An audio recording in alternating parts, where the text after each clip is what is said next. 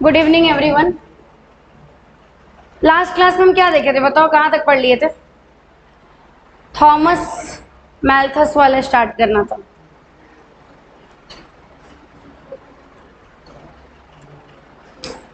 Thomas मैल्थस।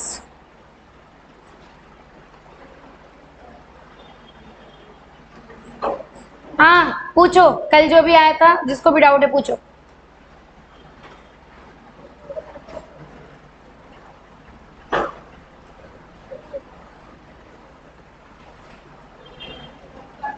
पूछो किसी को डाउट है तो। खड़ी हो जा ब्यूटी।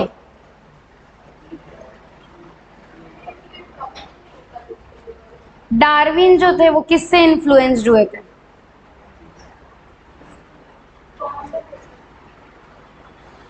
डार्विन जो थे वो किससे इन्फ्लुएंस्ड हुए थे, इंस्पायर्ड हुए थे? थॉमस मैल्थस। बैठ जाओ, खड़ी हो जा रिया।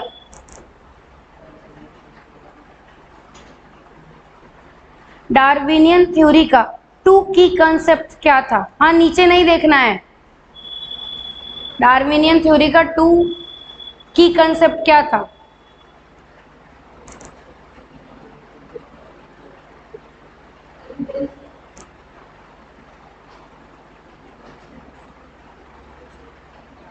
गौरी खड़ी हो जाओ। पढ़ी हो ऑनलाइन? पढ़ी नहीं? ऑनलाइन नहीं पढ़ी तो जो छुप बैठ जाओ।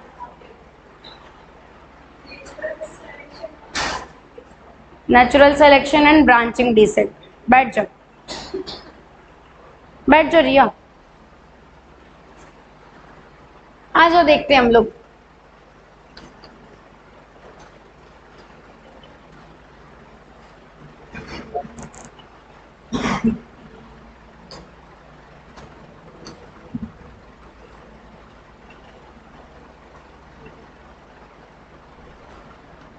आ जाओ।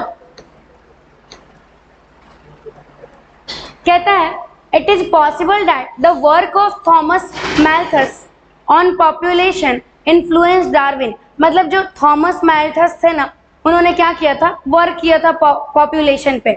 तो उन्हीं के वर्क को उन्होंने क्या कर लिया, डार्विन ने क्या कर लिया, उनके नॉवेल को रीड कर लिया। उनकी जो भी उनके बुक थी ना जिसमें उन्होंने पॉपुलेशन के बारे में स्टडी की थी, उस चीज को किसने रीड किया? डार्विन ने। और डार्विन उस चीज से इन्फ्लुएंस्ड होकर अपना थ्योरी दे दिया। पॉपुलेशन वाली जो थ्योरी थी ना, डार्विन का केवल जो अपना था वो था वेरिएशन को लेके। बाकी जो भी पॉपुलेशन वाली सारी चीजें थी ये किसने दी थी?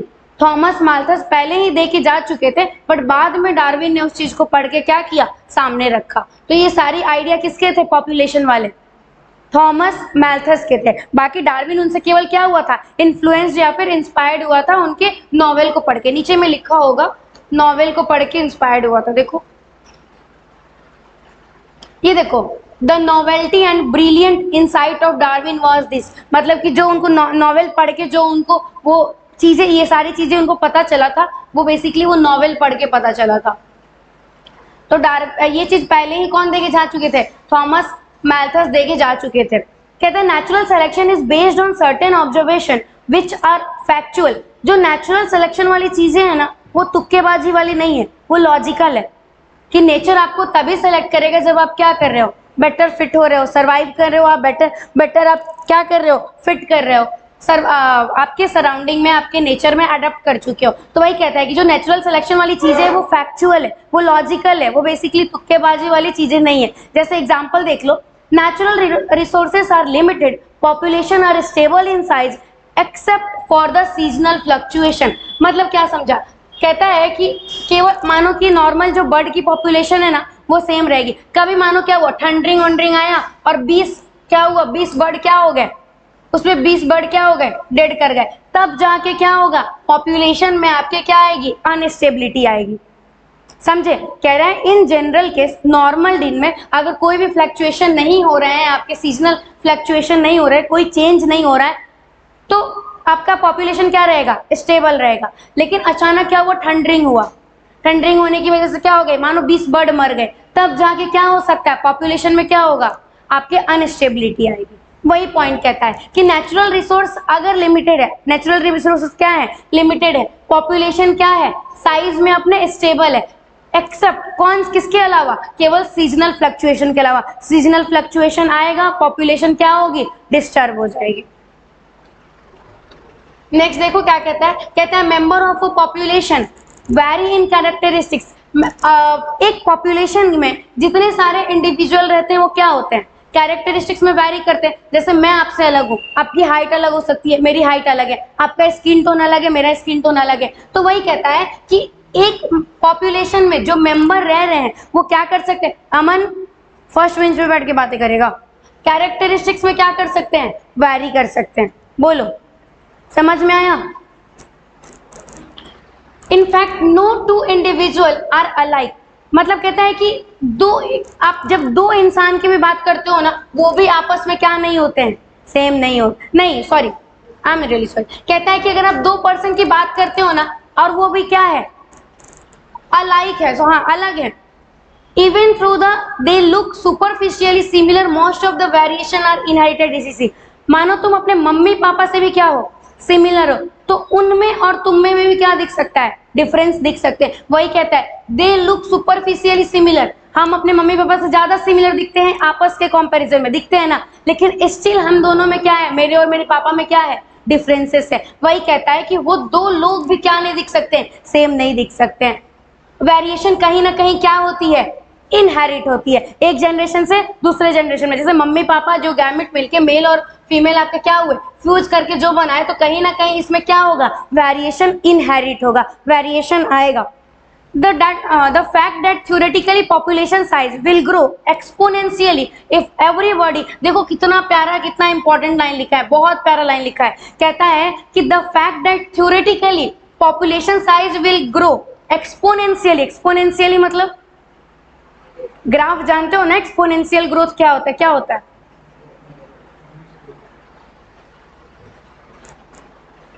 ये एक्सपोनेंशियल ग्रोथ होता है ना, कि ये लगातार क्या हो रहा है, बढ़ रहा है। या फिर आप ऐसे भी ले सकते हो कि ये क्या हुआ है, एक्सपोनेंशियल, अचानक ग्राफ क्या हो जाता है, ऊपर जाता है, दैट इज एक्सपोनेंशियल ग्रोथ। ठीक है,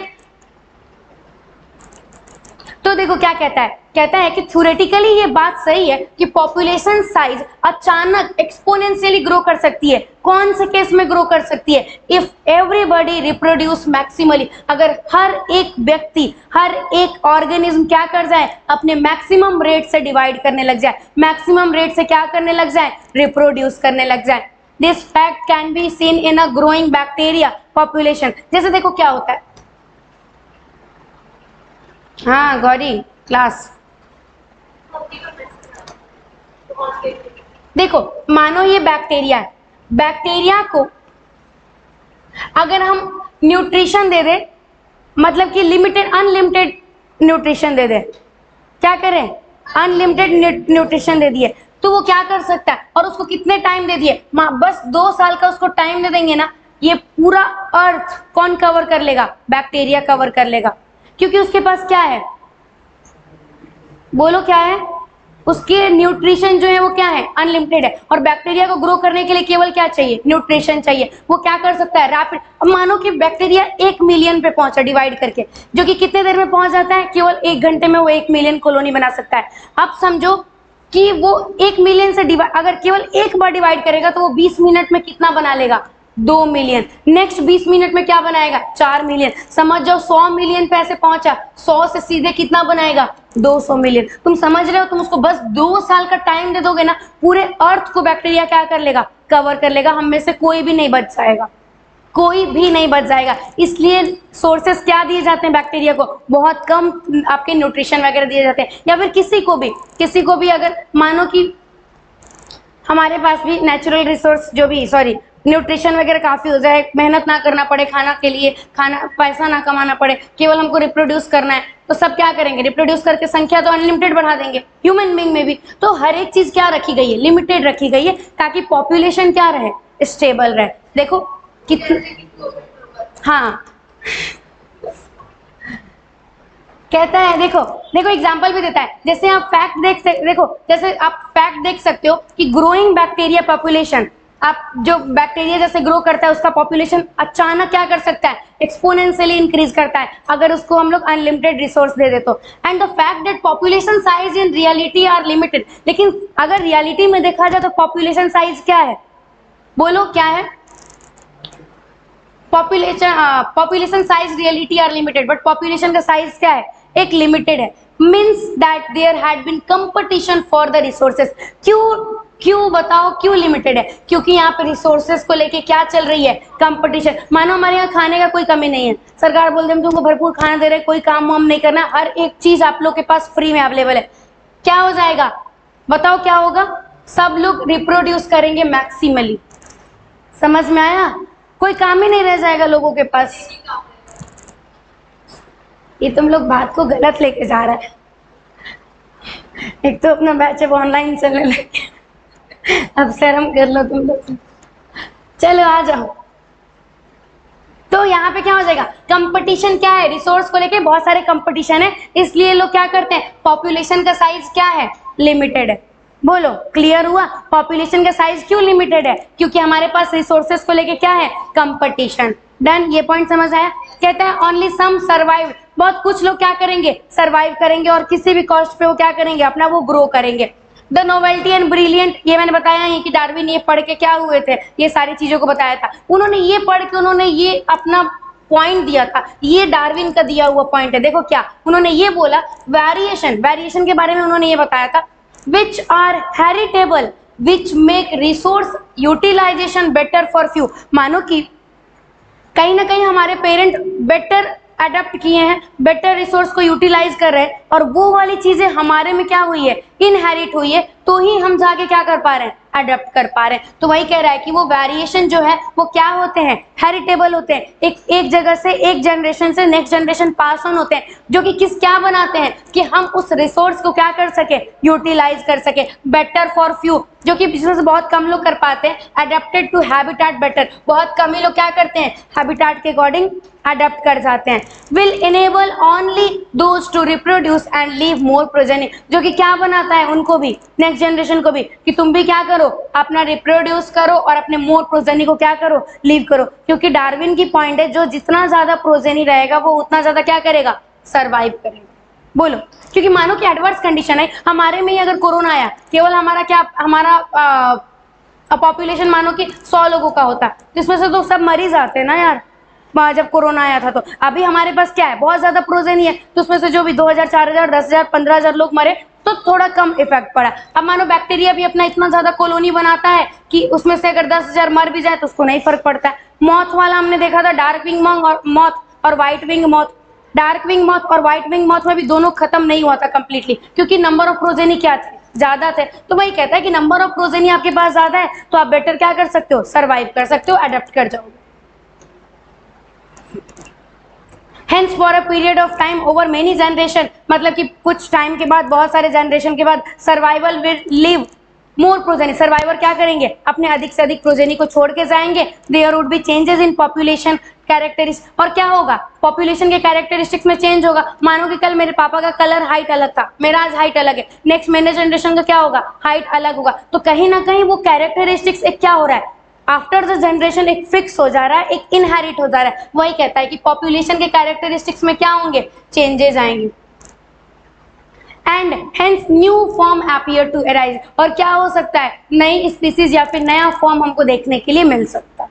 जैसे होमो हैबिलिस थे, होमो हैबिलिस कहीं ना कहीं आपस में रिप्रोड्यूस किए होंगे, तब जाके क्या बना, होमो इरेक्टस बना। धीरे धीरे होमो इरेक्टस आपस में गए, तब जाके कौन बना, होमो सेपियंस वगैरह। तो कहीं ना कहीं कोई कैरेक्टर बैठते गया after the over the generation, तब जाके आज हम ऐसे दिखते हैं। बोलो, नई स्पीसीज हमारी आई थी कि नहीं आई थी, नया फॉर्म। जैसे पहले, सबसे पहले रामापिथिकस, डायोपिथिकस आए, होमो हैबिलिस आया, होमो इरेक्टस आया, निंदरथल वगैरह लोग आए, फिर क्या कौन आया, होमो सेपियंस आए। तो नए फॉर्म क्या होती है, जब बहुत टाइम तक पॉपुलेशन में क्या होगा, चेंज होगा, तो कैरेक्टरिस्टिक्स देखने की, नई नई कैरेक्टरिस्टिक्स देखने मिलेगी, और क्या हो सकते हैं, नए फॉर्म अपीयर हो सकते हैं, नए फॉर्म क्या हो सकते हैं, अराइज हो सकते हैं। डन, बोलो, लास्ट बेंच क्लियर हो गया। हम लोग ये पढ़ लिए, जो ये कौन सा टॉपिक में पढ़ रहे थे हम लोग? बायोलॉजिकल इवोल्यूशन पढ़ लिए। अब नेक्स्ट होगा मैकेनिज्म ऑफ इवोल्यूशन।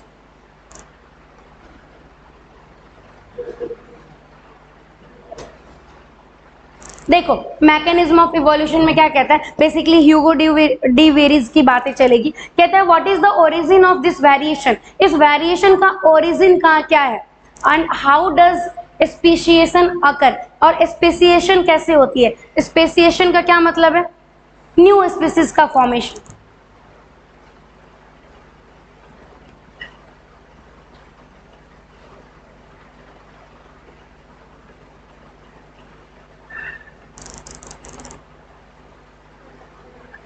नोट कर लो।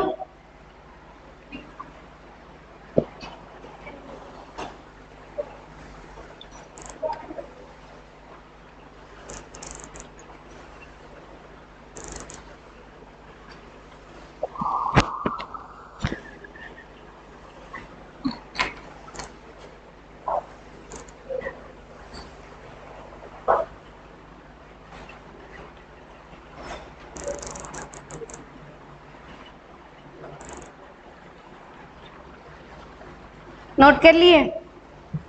आ जाने दो उसको फिर।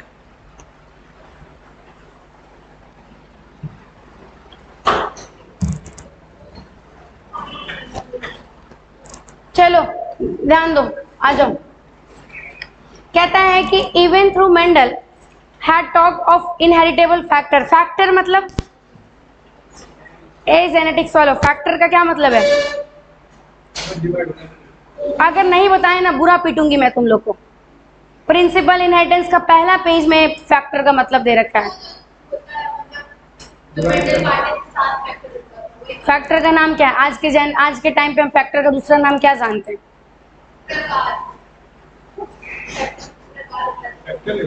क्या तुम लोग जेनेटिक्स पढ़ के आया है? फैक्टर को दूसरा जीन बोलते हैं। याद आया? याद आया? तुम लोग जेनेटिक्स पढ़ के आए हो। वाओ, नहीं मतलब वाह। चले आ जाओ।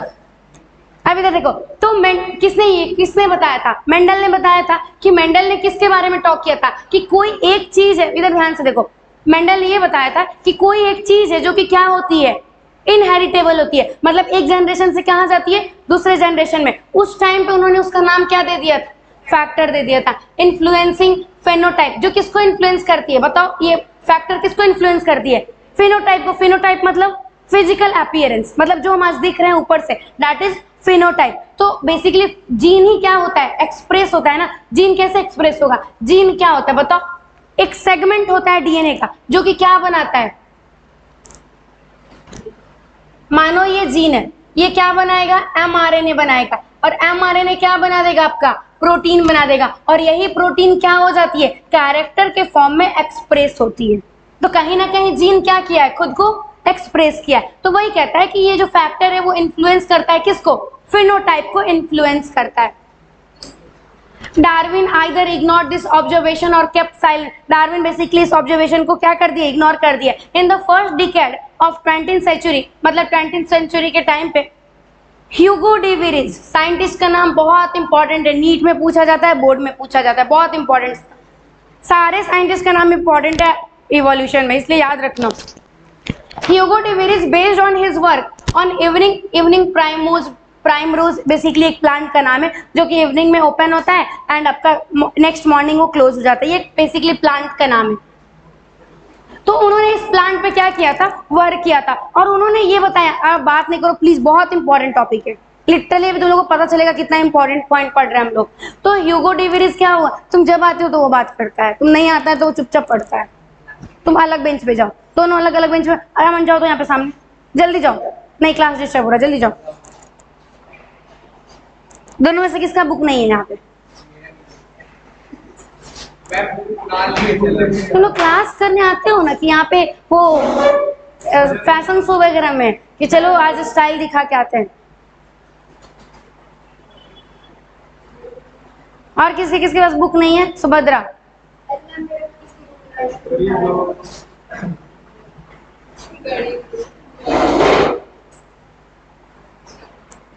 चलो हाँ अब बंद कर दीजिए, डिस्कशन हो गया।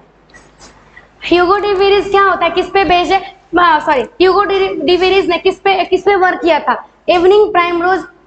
इवनिंग प्राइमरोज बेसिकली क्या है, एक प्लांट है जिसमें उन्होंने ये बताया था कि जो म्यूटेशन होता है वो क्या होता है, लार्ज डिफरेंस होता है और सडन चेंज होता है। जैसे डार्विन ने क्या बताया था, मतलब डार्विन और इनके में क्या डिफरेंस देखने मिल रहा है, डार्विन ने ये बताया कि वेरिएशन होगा और उस वेरिएशन से क्या होगा, इवोल्यूशन होगा।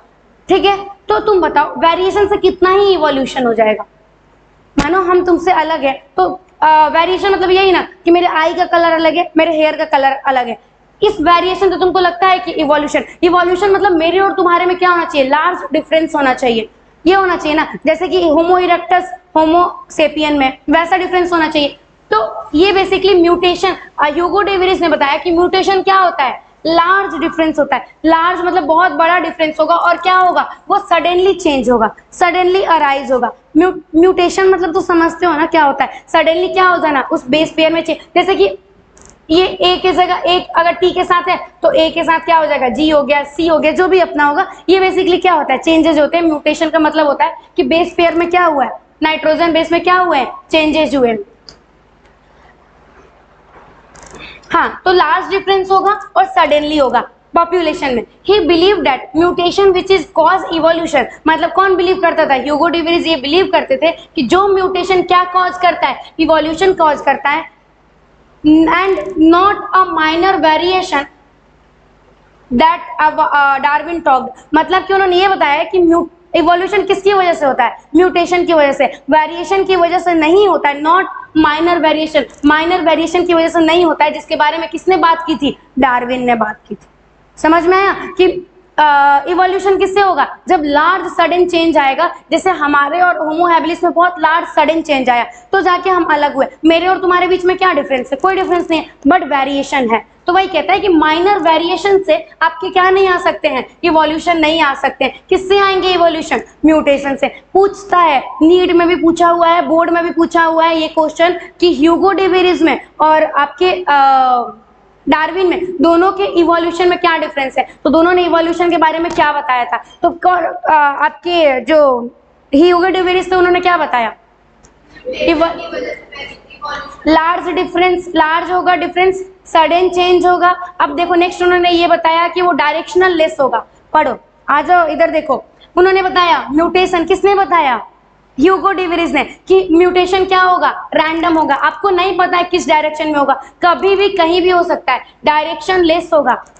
और कोई चीज रैंडमली होती है तो वो क्या हो सकती है, बुरी भी हो सकती है और क्या हो सकती है, अच्छी भी। याद करो तुम लोग म्यूटेशन पढ़ोगे जेनेटिक्स में, लास्ट वाला पेज ये है प्रिंसिपल इनहेरिटेंस में, बहुत सारे लोगों को क्या हो जाता है, क्लाइनफेल्टर सिंड्रोम, डाउन सिंड्रोम, ये सारे होते हैं। ये किसकी वजह से होते हैं, म्यूटेशन की वजह से, क्योंकि म्यूटेशन बेसिकली क्या है, एक रैंडम प्रोसेस है। तो रैंडम प्रोसेस क्या हो सकता है, दोनों हो सकता है, पॉजिटिव भी हो सकता है और क्या हो सकता है, नेगेटिव भी हो सकता है, हमारे लिए बेनिफिशियल भी हो सकता है और क्या हो सकता है, हार्मफुल भी। लेकिन जो डार्विन ने बताया था वो हमारे लिए कहीं ना कहीं क्या है, बेनिफिशियल, क्योंकि वेरिएशन आएंगे, थोड़ा बहुत डिफरेंस आएगा, वो हो सकता है बहुत टाइम बाद इवोल्यूशन आए, बट जो वेरिएशन आएंगे वो क्या आएंगे, बेटर होंगे, हमारे लिए क्या होंगे, पॉजिटिव होंगे। क्योंकि रैंडम चीजें के बारे में हमको नहीं पता कि रैंडम चीजें कुछ होनी है तो वो खराब होगी कि क्या होगी, अच्छी होगी। तो वही कहता है कि जो ह्यूगो डी वेरिस ने बताया था कि म्यूटेशन क्या होता है, पहला म्यूटेशन क्या होगा, लार्ज डिफरेंस होगा, दूसरा क्या बोला, सडनली होगा, तीसरा उन्होंने क्या बोला, रैंडम होगा, चौथा क्या बोला, डायरेक्शनलेस होगा। इसके जस्ट अपोजिट कर दो कि डार्विन ने क्या बताया होगा कि क्या होगा, डायरेक्शनल होगा। डार्विन ने इसके जस्ट अपोजिट कर दो कि वो डायरेक्शनल होगा, एक सही डायरेक्शन में क्या होगा, जाएगा। वाइल, देखो लिखा भी है, while Darwinian variation are small, Darwinian variation क्या होंगे, छोटे होंगे और क्या होंगे, डायरेक्शनल होंगे, कि हाँ वो एक सही डायरेक्शन में जा रहे हैं। Evolution for Darwin was gradual, Darwin के लिए इवोल्यूशन क्या था, ग्रेजुअल, ग्रेजुअल मतलब धीरे धीरे, ग्रेजुअल मतलब धीरे धीरे। वाइल आपके ह्यूगो डी वेरिस के लिए क्या था कि म्यूटेशन क्या करता है, स्पेशिएशन कॉज करता है, मतलब क्या करेगा, अचानक सडन चेंज होगा तो नई स्पीसीज आ जाएगी। जैसे कि कहीं ना कहीं होमो इरेक्टस या फिर होमो हैबिलिस से होमो इरेक्टस आए, होमो इरेक्टस से होमो सेपियन आया, तो इनके बीच में क्या हुआ होगा, लार्ज डिफरेंस आए, तब जाके क्या हुआ, अचानक म्यूटेशन हुआ होगा, तब जाके क्या आया, नया स्पीसीज आया। कौन आया, होमोसेपियन है तो ह्यूगो डिविरिस के अकॉर्डिंग क्या होगा कि म्यूटेशन होगा। इवोल्यूशन का क्या मतलब है कि म्यूटेशन किसको कॉज करेगा, स्पेशिएशन कॉज करेगा। इसका क्या मतलब है, न्यू स्पीसीज फॉर्म होगी। डार्विन के अकॉर्डिंग न्यू स्पीसीज फॉर्म नहीं होगा, वो केवल क्या होगा, वेरिएट करेगा ताकि वो बेटर क्या कर सके, अडेप्ट कर सके। ये बहुत इंपॉर्टेंट पॉइंट है, ये नीट में आप लोग 2 से 3 साल पहले ये पूछा हुआ है, ये लाइन नीट का पीवाईक्यू है। टिक करो, ये नीट का पीवाईक्यू, नीट पीवाईक्यू करके टिक, हाँ बता रही हूँ, यहाँ पे नीट का पीवाईक्यू करके टिक करो। ये पूरा पैराग्राफ ही बहुत इंपॉर्टेंट है, बोर्ड में पूछ देता है कि दोनों के डिफरेंस क्या है, ह्यूगो डिविरिस को इवोल्यूशन को लेके और आपके डार्विन को लेके, दोनों के डिफरेंस पूछ देगा। तो एक में क्या लिखोगे बताओ, एक में क्या लिखोगे, लार्ज डिफरेंस होगा और क्या होगा, सडनली होगा, आपके रैंडम होगा, डायरेक्शनल होगा और वो क्या करेगा, स्पीशिएशन कॉज करेगा। डार्विन वाले में क्या लिखोगे, स्मॉल होगा, डायरेक्शनल होगा, वेरिएशन आएगा आपका और बेसिकली वो स्पीशिएशन कॉज नहीं करेगा। अब समझो, मैं यही वाला समझा रही हूँ फिर से कि इवोल्यूशन उनके अकॉर्डिंग क्या है, डार्विन के अकॉर्डिंग ग्रेजुअल, बहुत धीरे धीरे, लेकिन ह्यूगो डिविरिस के अकॉर्डिंग क्या है, म्यूटेशन। म्यूटेशन मतलब लार्ज सडन चेंज, म्यूटेशन का मतलब ही होता है लार्ज सडन चेंज। तो लार्ज सडन चेंज होगा तो वो किसको कॉज करेगा, स्पेशिएशन को कॉज करेगा, न्यू स्पीसीज को फॉर्म करेगा and hence called it saltation. और इसी सडनली चेंज को, नए स्पीसीज को बन जाने वाले प्रोसेस को हम क्या बोलते हैं, saltation. Single step large mutation, एक सिंगल स्टेप में लार्ज म्यूटेशन हुआ जो किसको कॉज किया, स्पेशिएशन को कॉज किया, जिसकी वजह से स्पेशिएशन हुआ, उसको ही हम क्या बोल देंगे, साल्टेशन। पूछता है कि साल्टेशन का क्या मतलब होता है तो क्या बोलोगे, सिंगल स्टेप लार्ज म्यूटेशन। आपके ऑब्जेक्टिव में, बोर्ड के ऑब्जेक्टिव में भी पूछ सकता है कि साल्टेशन क्या होगा, तो क्या लिखोगे, सिंगल स्टेप लार्ज म्यूटेशन जो क्या करेगा, क्या कॉज करेगा, स्पेशिएशन कॉज करेगा। ये टर्म ध्यान रखना, न्यू स्पीसीज का फॉर्मेशन करेगा। समझ में आया, बोलो। अब इस पॉपुलेशन जेनेटिक्स पढ़ने के बाद आपको क्या आ जाएगा, सब कुछ क्लैरिटी आ जाएगा। आपका मैकेनिज्म ऑफ इवोल्यूशन खत्म हो गया।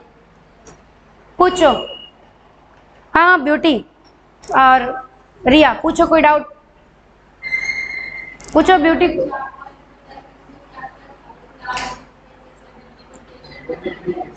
फिर से बोल रही हूँ, सुनो।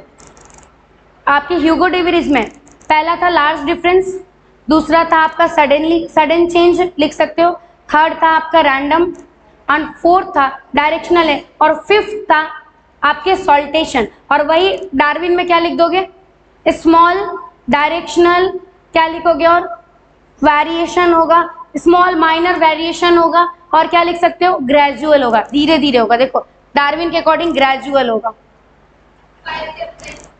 किसमें, ह्यूगो डिविरिस में सॉल्टेशन होगा, स्पेशिएशन लिख सकते हो, सॉल्टेशन टैच करके सॉल्टेशन लिख सकते हो।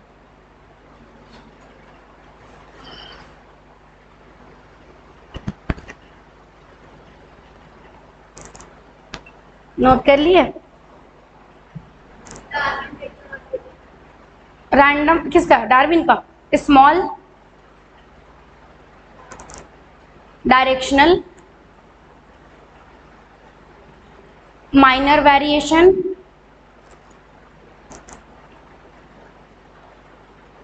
एंड ग्रेजुअल, मतलब धीरे धीरे। सिंगल स्टेप प्रोसेस नहीं होगा, वो धीरे धीरे धीरे धीरे जनरेशन आफ्टर जनरेशन थोड़े थोड़े बहुत वेरिएशन आएंगे एंड देन वो इवोल्यूशन करेंगे। बोलो, डन हो गया। हाँ पूछो ना, मैकेनिज्म हम लोग क्या क्या पढ़ लिए एक बार फर्स्ट में देखो तो। लास्ट हम लोग को, हमको लगता है हार्डी विंगबर्ग बच रहा है और ओरिजिन मैन का इवोल्यूशन बच रहा है। देखो यहाँ पे, यार बहुत ऊपर जाना पड़ेगा।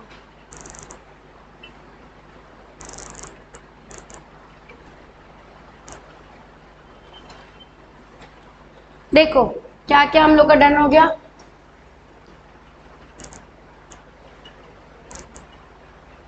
ऑरिजिन ऑफ लाइफ हो गया, इवोल्यूशन ऑफ लाइफ फॉर्म हो गया, एविडेंस फॉर इवोल्यूशन हो गया, अडेप्टिव रेडिएशन हो गया, बायोलॉजिकल इवोल्यूशन हो गया, मैकेनिज्म ऑफ इवोल्यूशन हो गया। केवल 3 बच रहा है, मुश्किल से 1 लेक्चर और लगेगा इसके अलावा। चलो हार्डी विंगबर्ग प्रिंसिपल देखे, बोलो। इंपॉर्टेंट है, बहुत इंपॉर्टेंट। नीट में हर साल, नीट का फेवरेट क्वेश्चन है, वहां से इक्वेशन वाले से क्वेश्चन देता है।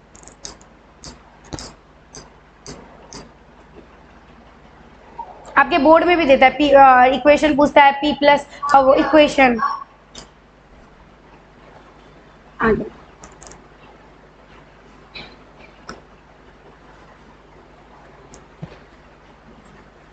थोड़ा इंपॉर्टेंट है, ध्यान से सुनोगे समझ में आएगा, नहीं सुनोगे मिस हो जाएगा। हार्डी-विंगबर्ग प्रिंसिपल बेसिकली साइंटिस्ट का नाम है। कहता है in a given population one can find out the frequency of occurrence. अच्छा तुम बताओ मुझे पहले एलील क्या होता है? तुम लोग जेनेटिक्स पढ़े हो ना, एलील क्या होता है? जैसे टॉल और डॉर्फ। गुड।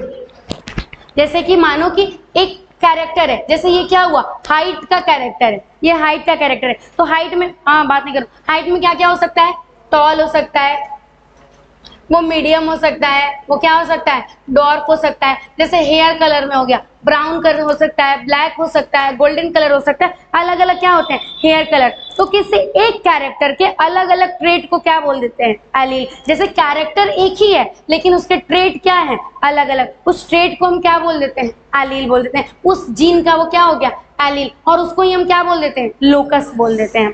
ठीक है, समझो। तो कहता है कि एक कोई गिवन पॉपुलेशन दे रखा है, उसमें आप क्या फाइंड आउट कर सकते हो कि एक जीन की जो एलील है उसकी फ्रीक्वेंसी कितनी, आपको क्या कर सकते हो, फाइंड आउट कर सकते हो।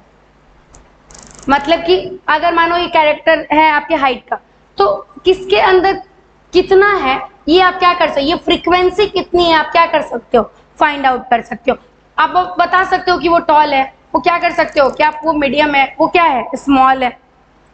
कहता है this frequency is suppose to remain fixed and even remain the same through the generation. But ये फ्रीक्वेंसी हमेशा क्या रहती है, सेम रहती है। जैसे मैंने बोला कि ये हाइट का है, मानो किसी में कोई बहुत ज्यादा एक मानो ये, अरे यार ये मानो ए है, ये बी कोई पर्सन है, ये कोई सी पर्सन है, कोई डी पर्सन, किसी में सबसे ज्यादा हाइट है, फिर उससे थोड़ी कम है, फिर उससे थोड़ी कम है, और फिर सबसे कम है।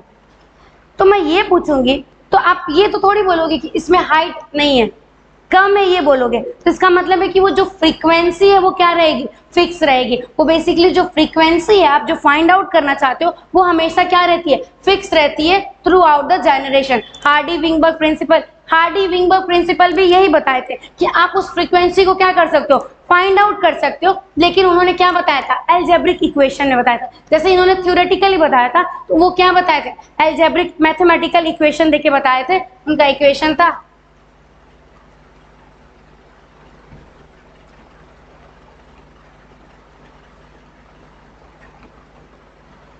अभी आगे पढ़ेंगे, हाँ पूरा उबासी ले लो तुम लोग।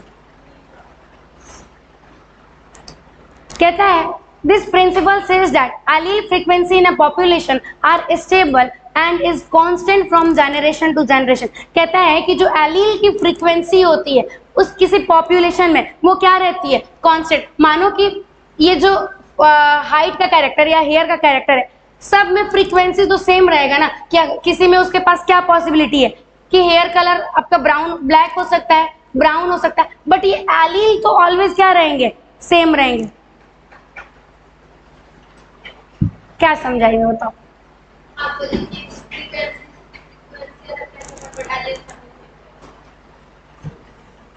एक कैरेक्टर है, उस कैरेक्टर में क्या हो सकता है, एलील सारे जनरेशन बाय। अब ऐसा तो नहीं कि यहाँ पे एलील, अगर हेयर का कलर का एलील एक मानो कि ब्लैक है, एक ब्राउन है, एक गोल्डन है, एक व्हाइट है, तो नेक्स्ट जनरेशन में ये कैरेक्टर आपके 6 हो जाएंगे, ये एलील क्या हो जाएंगे, 6। ऐसा तो नहीं है ना, ये एलील कितने रहेंगे, 4 ही रहेंगे ना। तो वही बता रहा है कि आपके एलील क्या रहते हैं, सेम रहते हैं। पढ़ो, एलील की जो फ्रीक्वेंसी रहती है वो किसी एक पॉपुलेशन में वो कांस्टेंट रहती है जनरेशन टू द जनरेशन।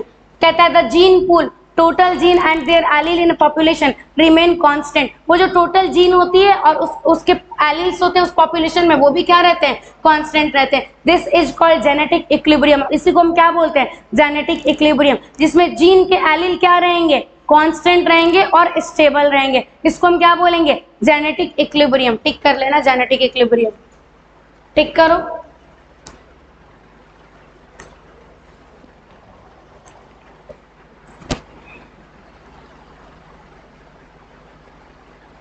अब समझो कितना प्यारा लाइन लिखा है, कहते हैं sum total of all allylic frequency is on, मतलब जितने सारे एलिल्स हैं, मानो ये 1 2 3 4 जितने भी एलिल्स आपके प्रेजेंट है, उन सारे एलिल की फ्रीक्वेंसी क्या होगी?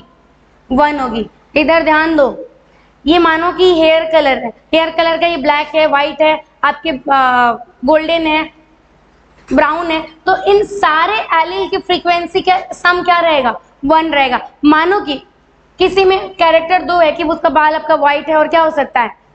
ब्लैक, तो मानो उसके पास 0.5 प्लस 0.5 इक्वल टू क्या हो जाएगा?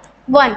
मानो उसके अंदर ब्राउन कैरेक्टर भी आता है, ब्राउन एलिल भी आते हैं, तो ब्राउन एलिल मानो 0.2 आता है, तो इसमें से क्या हो जाएगा? एक एक कम हो जाएगा, 0.4 0.4 प्लस 0.2 इक्वल टू सम क्या रहेगा? 1। मतलब हम कहने का मतलब है सम ऑलवेज क्या रहेगा? 1 रहेगा। समझ में आया? मतलब कहीं ना कहीं जो चेंजेस आए हैं, नए कैरेक्टर ऐड, नए एलील ऐड हुए, तो इसमें से थोड़ा बहुत क्या आ जाएगा? कम हो जाएगा, और बट टोटल सम क्या रहेगा? ऑलवेज सेम रहेगा। ध्यान रखना, पूछा हुआ क्वेश्चन है sum total of all allylic frequency कितनी होती है, तो क्या होगी? 1 होगी। अब ये वाला डायग्राम देखो,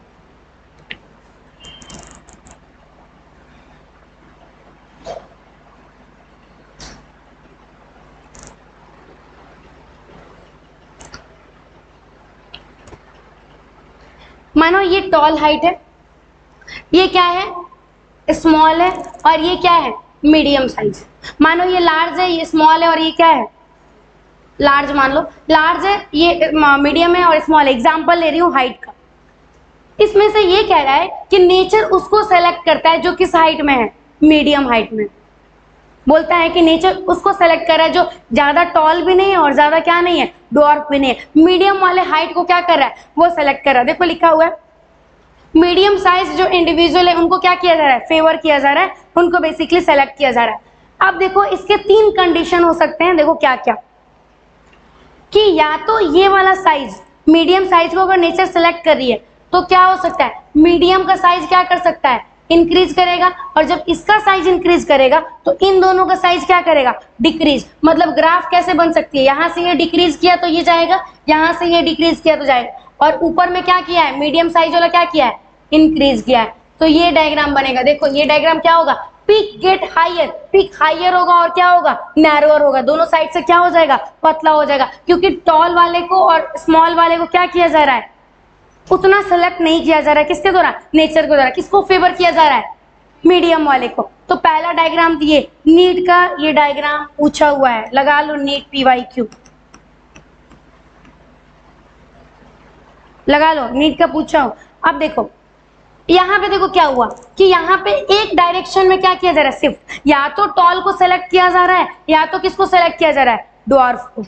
3 कंडीशन इसकी बन सकती है कि या तो मीडियम को सेलेक्ट किया कंप्लीटली, नहीं तो केवल एक को सेलेक्ट किया। तो किसी भी एक को सेलेक्ट करेगा, मानो इधर टॉल वाले को सेलेक्ट किया या ड्वार्फ वाले को किया, तो एक डायरेक्शन में क्या हो जाएगा? पिक शिफ्ट कर जाएगा। मानो कि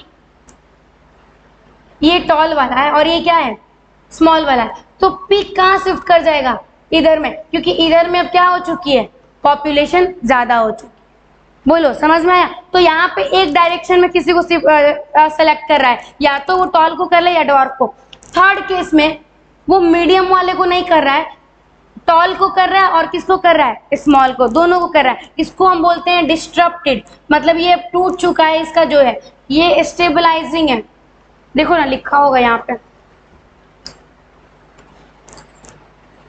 पहला देखो क्या है? स्टेबलाइजिंग। पहला क्या है? स्टेबल है, जिसमें केवल मीडियम को किया जा रहा है, टॉल और ड्वार्फ को थोड़ा कम किया जा रहा है। डायरेक्शनल में किसी एक डायरेक्शन में किसी एक के लिए क्या हो चुका है? वो बायस्ड हो चुका है, या तो टॉल या तो ड्वार्फ। और इसमें क्या हो चुका है? ग्राफ ही टूट चुका है। मीडियम वाला कहाँ आ चुका है? नीचे आ चुका है। ये तीनों पूछा हुआ क्वेश्चन है, तो एकदम ध्यान रखना कि आपकी नेचुरल सिलेक्शन में कौन कौन से डिफरेंट ट्रेट देखने मिल सकते हैं। या तो स्टेबल देखने मिल सकता है, नहीं तो डिस्ट्रप्टिव, नहीं तो क्या देखने मिलेगा? डायरेक्शनल।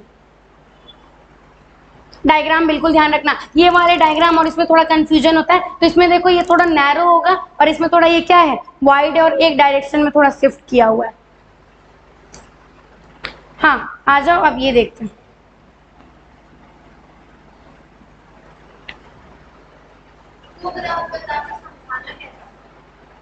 कि आपके पॉपुलेशन क्या हो सकते हैं, अलग अलग हो सकते हैं। नेचर अलग अलग टाइम पे अलग अलग चीजों को क्या कर सकता है, सेलेक्ट कर सकता है। एक टाइम पे वो मीडियम को सेलेक्ट किया, दूसरे वाले में वो किसी एक को उठा लिया, और थर्ड वाले में वो दोनों टॉल को उठा लिया और मीडियम वाले को हटा दिया। तो उसमें जो बेटर होगा वो क्या कर जाएगा, अडेप्ट कर जाएगा।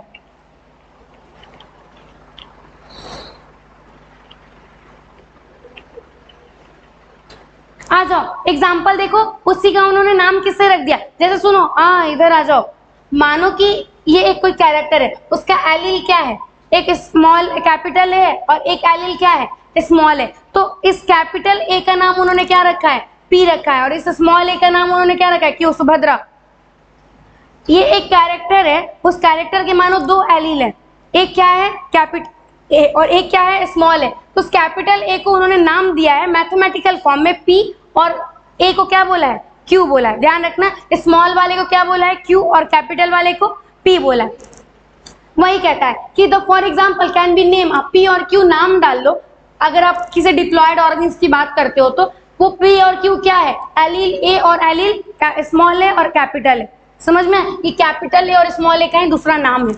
द फ्रीक्वेंसी ऑफ ए, मानो कि ये फीमेल है और ये मेल है, इनके अंदर मानो एलील ए है और इनके अंदर भी ए है, तो दोनों मिलके क्या बनाएंगे, ए ए। इस चीज को आप क्या बोल सकते हो, पी स्क्वायर बोल सकते हो। डन। अब मानो क्या है, स्मॉल है, आप क्या बोल सकते हो इसको, ए स्मॉल है, ड्वार्फ बनेगा, आपने देखा होगा वो पनेट स्क्वायर बना के। ये क्या बन जाएगा, क्यू स्क्वायर। मानो क्या हुआ, एक ए है और ए है, तो ये दोनों मिलके क्या बनेगा, हेट्रोजाइगस बनता है, पता होगा होमोजाइगस हेट्रोजाइगस वाला।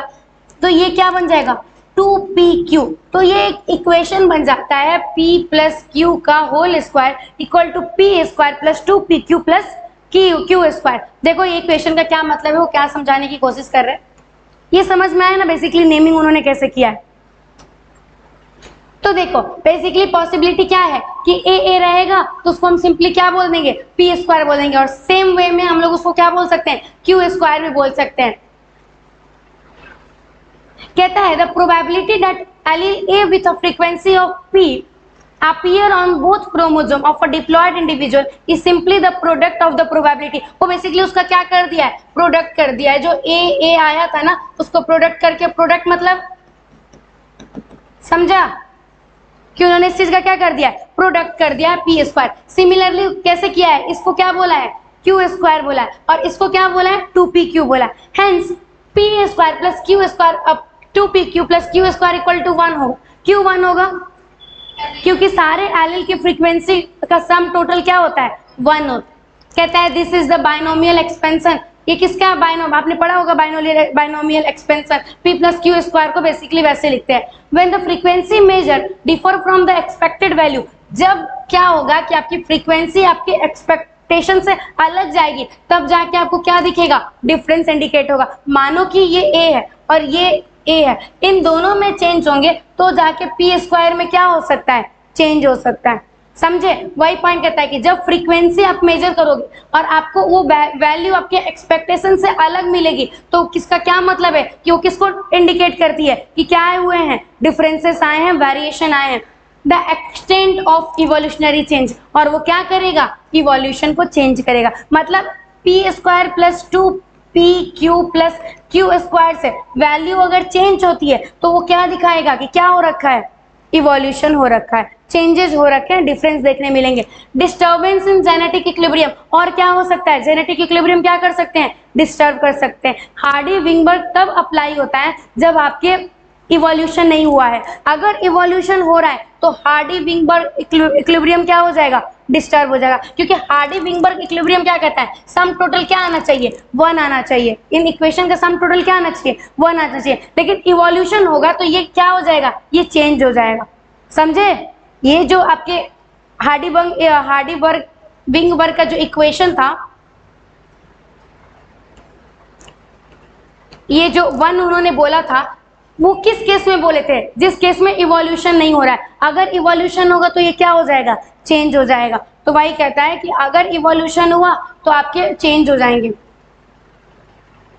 पढ़ो कि जिन्हें आपके इंडिकेट करता है इवोल्यूशनरी चेंजेस को, और इवोल्यूशनरी चेंज होगा तो डिस्टर्ब कर देगा किसको? जेनेटिक इक्विलिब्रियम को, जो हार्डी-विंगबर्ग का इक्वेशन था। और जेनेटिक इक्विलिब्रियम जो किसने दिया था? एक साइंटिस्ट ने दिए थे कि आपके पॉपुलेशन चेंज होंगे, जो थ्योरेटिकल चीजें दिए थे। यहाँ पे पहले हम लोग थ्योरेटिकल चीजें देखे थे ना कि कैसे हम फाइंड आउट कर सकते हैं, उसके बाद हम कौन सा इक्विलिब्रियम देखे थे?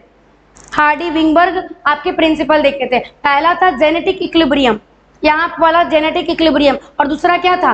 हार्डी-विंगबर्ग प्रिंसिपल। तो ये दोनों क्या हो सकते हैं बताओ?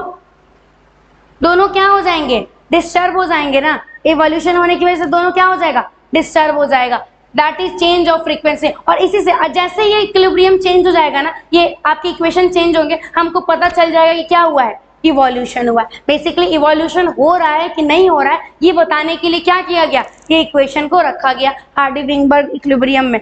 That is change of frequency of allele. इसका क्या मतलब है? कि एलील के फ्रीक्वेंसी में क्या हुए हैं? चेंज हुए। जैसे मैंने तुम लोगों को बताया कि मानो अगर 0.5 प्लस 0.5 इक्वल टू क्या है? 1 है ना। तो मानो कोई नया ऐड हुआ, नया कैरेक्टर आया, नया एलील आया, तो मानो वो 0.2 आया, तो इससे क्या हो जाएगा? 0.4 प्लस 0.4 इक्वल टू 1। मतलब यहाँ पे क्या हुए हैं? चेंजेस हुए हैं। बोलो, चेंजेस हुए हैं ना। और ये दिखा देगा कि क्या हो रखा है? आपका जेनेटिक इक्विलिब्रियम डिस्टर्ब हो रखा है।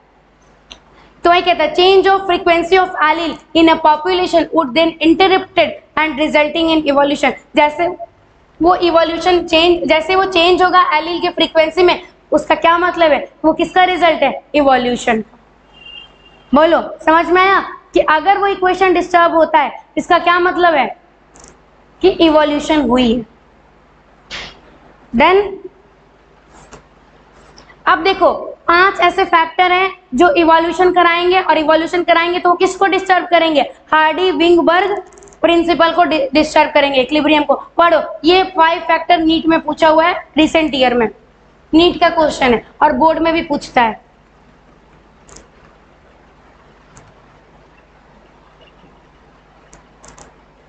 बहुत इंपॉर्टेंट है हार्डी-विंगबर्ग। अभी तक जितना पढ़े ना, उसमें सबसे इंपॉर्टेंट यही टॉपिक है।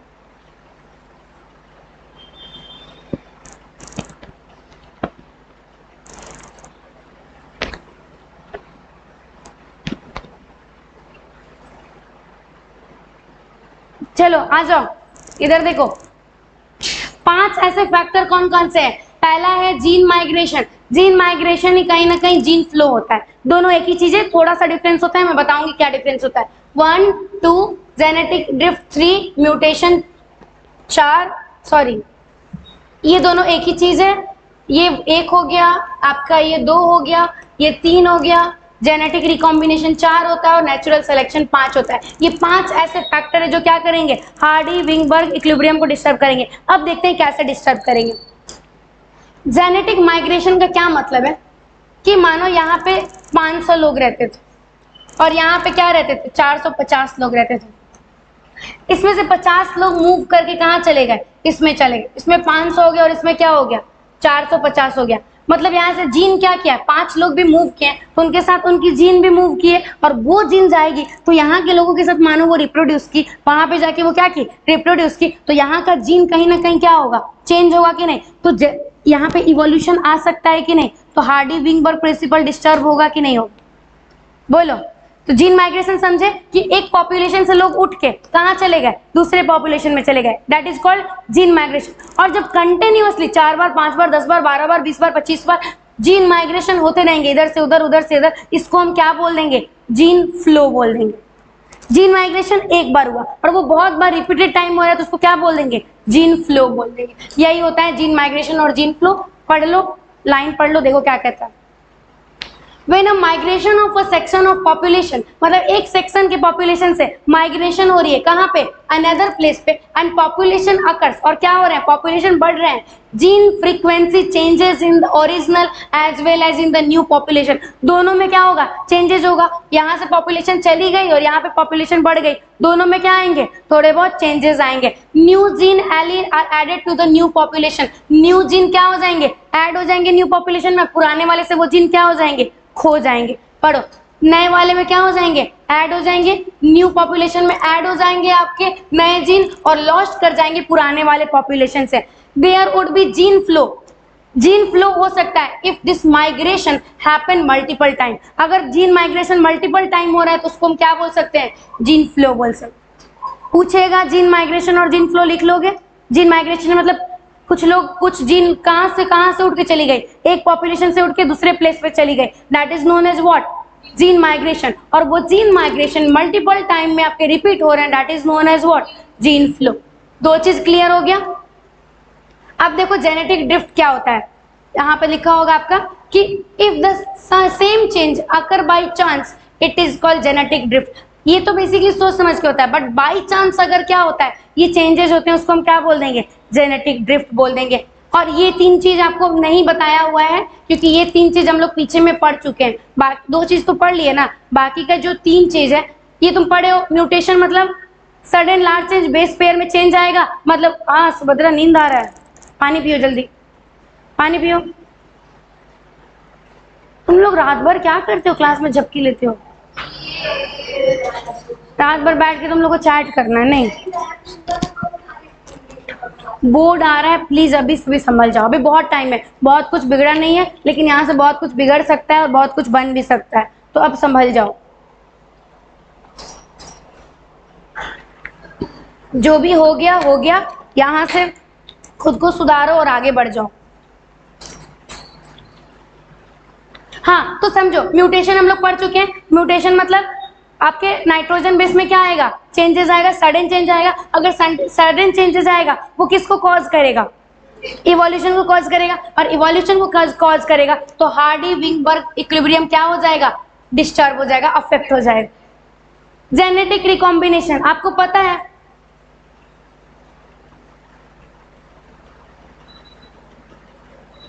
प्रोफेज फर्स्ट में क्या होता है, लेप्टोटिन, जाइगोटिन, पैकेटिन, पैकेटिन में जाके क्या होता है, जेनेटिक रिकॉम्बिनेशन होते हैं। आपने क्या करते हैं, जीन को वो चेंज करते हैं, रिकॉम्बिनेशन बनाते हैं, पढ़े होगे सेल डिवीजन तो पता होगा कि जेनेटिक रिकॉम्बिनेशन होगा, वेरिएशन आएगा, वो क्या कॉज करेगा, इवोल्यूशन कॉज करेगा, और इवोल्यूशन होगा तो हार्डी-विंगबर्ग इक्विलिब्रियम डिस्टर्ब होगा। नेचुरल सिलेक्शन भी क्या करता है, नेचर जिसको सेलेक्ट किया, तो नेचर जिसको सेलेक्ट किया मतलब वो कहीं ना कहीं क्या किया है, इवॉल्व किया है, और इवोल्यूशन जहां नाम आएगा वहां ये डिस्टर्ब हो जाएंगे। क्लियर, 5 फैक्टर ध्यान रखोगे। जेनेटिक माइग्रेशन जिसको हम क्या बोलते हैं, जीन फ्लो, दूसरा म्यूटेशन, उसके बाद genetic drift, genetic recombination, and last natural selection.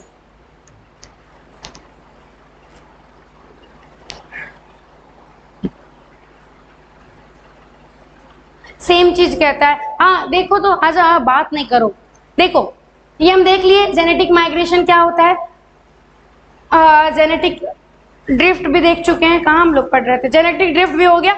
अब लास्ट में देखो, लास्ट में क्या कहता है, कहता है some time the change in allele frequency is so different in the new sample of population that they become different species. कभी कभी ऐसा होता है ना कि एलील के फ्रीक्वेंसी में ऐसा चेंज आता है कि वो नए स्पीसीज को बना देता है। म्यूटेशन होगा, याद करो, लार्ज म्यूटेशन होगा तो वो क्या कॉज कर सकता है, स्पेसिएशन कॉज कर सकता है कि नहीं, नए स्पीसीज को फॉर्म कर सकता है। तो कहता है the original drifted population become founder, वो अब क्या बन सकते हैं, जो ओरिजिनल न्यू पॉपुलेशन थी वो क्या कर चुकी है, ड्रिफ्ट कर चुकी है, सडन चेंज उनके बाई चांस उनके अंदर क्या हो चुके हैं, चेंजेस आ चुके हैं, और वो पॉपुलेशन क्या बन सकती है, फाउंडर, मतलब वो नए नए नए नए क्या बना सकती है, इंडिविजुअल स्पीसीज वगैरह को बना सकती है। उसको ही हम क्या बोलते हैं, फाउंडर इफेक्ट बोलते हैं, जिसमें नए नए क्या बने, स्पीसीज का फॉर्मेशन हुआ। डन, यहीं तक रहने दो, बाकी नेक्स्ट फिर कल पढ़ेंगे। यहाँ तक में डाउट है पूछो, गौरी पूछो, जहां तक में डाउट है। कल बस एक लेक्चर का और क्लास है, एक लेक्चर दोगे 2 घंटा, कल संडे को पढ़ लोगे 2 घंटा, बोलो चैप्टर कंप्लीट हो जाएगा, प्लीज पढ़ लो। सुबह में क्लास लगा दूंगी 9 से 11। सब फ्री हो, किसी का कोई एग्जाम नहीं है, अब तुम लोग सिलेबस के लिए भी परेशान रहते हो, छुट्टी बीच में था ना एक दिन के लिए, अभी फिर छुट्टी हो रहा है दुर्गा पूजा का, 2 घंटा पढ़ लो चैप्टर खत्म हो जाएगा।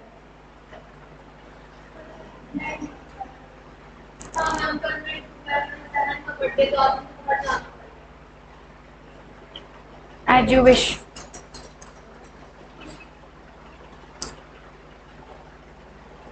बट सर क्लास लगा देंगे तो फिर मेरे को नहीं बोलना, क्योंकि सर हमको कल ही का बोले हैं कि मैम संडे को क्लास लगेगा, तो अगर क्लास लग गया फिर आप लोग को आना पड़ेगा।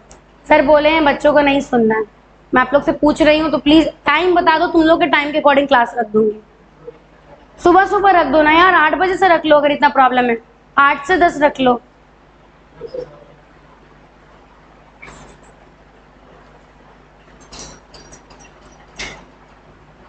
चलो देख लेना फिर क्या करना है क्या नहीं, जैसा होगा आप लोगों को ग्रुप में चला जाएगा मैसेज, कल पढ़ लेंगे हम लोग का। वो पैराग्राफ थोड़ा अलग हो जाएगा, बट देख लो, आज आगे देखोगे तो देख लो। एक ही कैसे बचेगा, 2 पॉइंट बचेगा, 2 टॉपिक बच जाएगा। ठीक है मंडे को पढ़ लेंगे, फिर क्या दिक्कत। हाँ वो वाला लाइट ऑफ या फिर रहने दो। हम लोग क्या देख रहे थे, आज देख लो ये वाला एक लास्ट पैराग्राफ बचता है। कहते हैं microbial experiment so that pre existing advantage mutation when selected will result in the observation of new. मतलब जो म्यूटेट करके सेलेक्ट करेंगे वो क्या दिखाएंगे, नया फिनोटाइप दिखाएंगे, ऑब्वियसली नया अपीयरेंस होगा अगर उनका म्यूटेशन हुआ है तो। ओवर फ्यू जनरेशन, कुछ जनरेशन के बाद वो किसका रिजल्ट हो जाएगा, स्पेसिएशन का। स्पेसिएशन मतलब न्यू स्पीसीज ही क्या हो जाएगी, फॉर्म हो जाएगी। मानो म्यूटेशन हुआ, लार्ज सडन चेंज हुआ तो फिनोटाइप चेंज होगा, और वो चेंज होगा तो क्या हो जाएगा, नए स्पीसीज का फॉर्मेशन हो जाएगा। Natural selection is a process in which heritable variation enabling. यार ये सारी चीजें हम लोग पढ़ चुके हैं, सेम चीज को वो छोटा सा कम कंक्लूड करके लिख दिया है कि नेचुरल सिलेक्शन क्या होता है, जिसमें जो जीन हेरिटेबल होता है, जो वेरिएशन हेरिट होता है, इनहेरिट होता है, वही इनेबल करता है किस चीज के लिए, बेटर सर्वाइवल के लिए, कि बेटर सर्वाइव करेंगे। एंड इनेबल, और किस चीज को इनेबल करता है कि वो रिप्रोड्यूस कर सकते हैं और ज्यादा से ज्यादा नंबर ऑफ प्रोजेनी को क्या कर सकते हैं, लीव कर सकते हैं। A critical analysis makes us believe that the variation due to mutation or variation due to recombination during gametogenesis। हाँ आपने बताया है कि वेरिएशन किसकी किसकी वजह से आ सकता है, म्यूटेशन की वजह से आएगा और किसकी वजह से आएगा, बताओ। मैंने रिकॉम्बिनेशन बताया कि मम्मी और पापा का दोनों का गैमेट मिलेगा गैमेटोजेनेसिस के टाइम पे, या फिर गैमेट का फॉर्मेशन होगा तो ये क्या बनेगा, अलग बनेगा ना। यहाँ पे भी क्या आएगा, वेरिएशन आएगा, और due to the gene flow की वजह से भी क्या आएगा, वेरिएशन आएगा, जेनेटिक ड्रिफ्ट की वजह से आएगा, और ये सारे क्या हो जाएंगे, फ्रीक्वेंसी को चेंज कर देंगे, जीन के फ्रीक्वेंसी को चेंज कर देंगे और एलील को भी चेंज कर देंगे इन फ्यूचर जनरेशन, अगले जनरेशन के लिए। सेम चीज को वो छोटा सा कंक्लूड करके लिखा हुआ है। कहता है couple to enhance reproductive success natural selection make it look like different population. अगर कपल क्या हो गए, रिप्रोडक्टिव सक्सेस पे इनहांस कर लिए, नेचुरल सिलेक्शन कर लिए, उनके नेचर के द्वारा वो सेलेक्ट कर लिए गए, तो अलग ही पॉपुलेशन, एक अलग ही डिफरेंट पॉपुलेशन दिखेंगे। Natural selection can lead to the, natural selection किसको लीड करता है, स्टेबिलिटी को।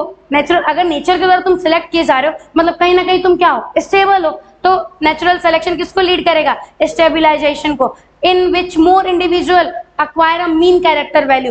mean character value क्या होता है बताओ,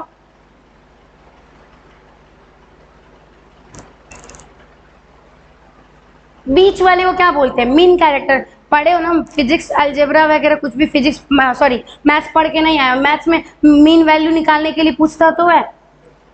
डायरेक्शनल चेंज हो सकता है, बताओ आपने पढ़ा है कि डायरेक्शनल चेंज होगा तो क्या होगा। ये मीन वाला किसकी बात कर रहा है, वो 3 कंडीशन बता रहा है ना, मैंने बताया ना कौन कौन सा कंडीशन था, स्टेबिलाईजेशन, दूसरा क्या था डायरेक्शनल, और तीसरा क्या था डिस्ट्रप्टिव।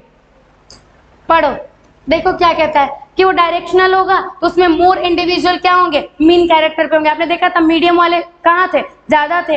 डायरेक्शनल होगा तो कोई एक होगा।